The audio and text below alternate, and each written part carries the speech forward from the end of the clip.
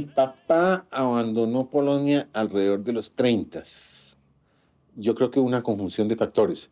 Por una parte, empezaban a tomar fuerza en los países vecinos a Alemania y en toda Europa, valga la pena notarlo, movimientos fascistas, muy fascistas, muy antisemitas.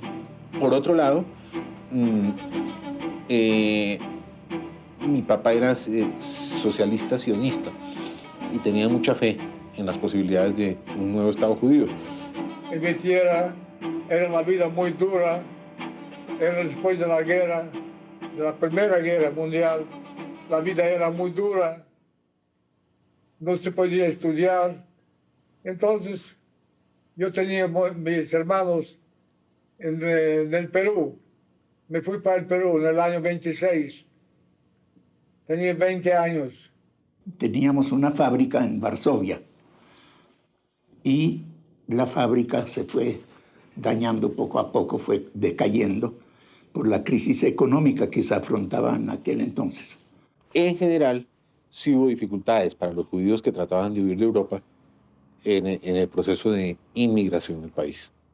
Esas dificultades tuvieron mucho que ver con una actitud cerrada y xenófoba, cuyo portaestandartes era un poco el profesor López de Mesa.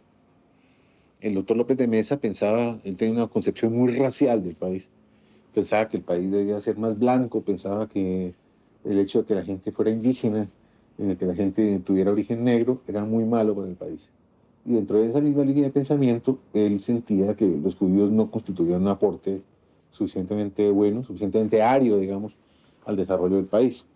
Luis López de Mesa, además en un racismo absurdo, llegó a escribir dentro de sus memorias del Ministerio de Relaciones Exteriores que había que prohibir la inmigración de judíos porque la mezcla entre los judíos y los indígenas daría la peor de las mezclas.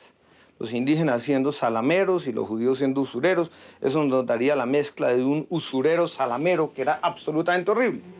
Estos planteamientos muy retardatarios y en un momento dado inhumanos, pues simplemente daban instrucciones para que no proporcionaran un número alto de visas.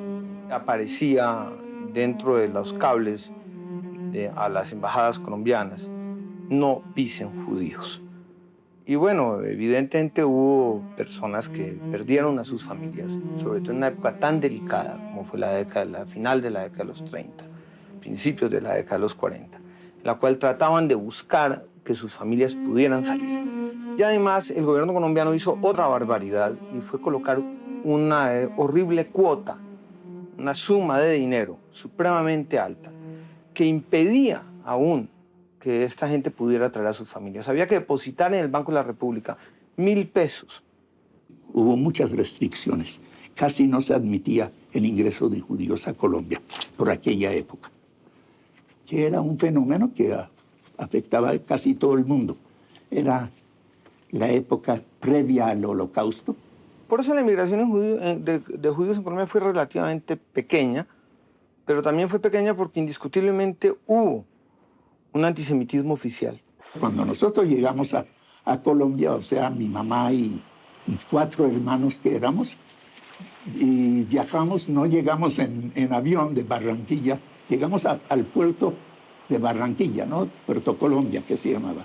Y de allá a Bogotá, primero a La Dorada, fue en barco por el río Magdalena. Duramos 8 días viajando, desde Barranquilla hasta Puerto Salgar.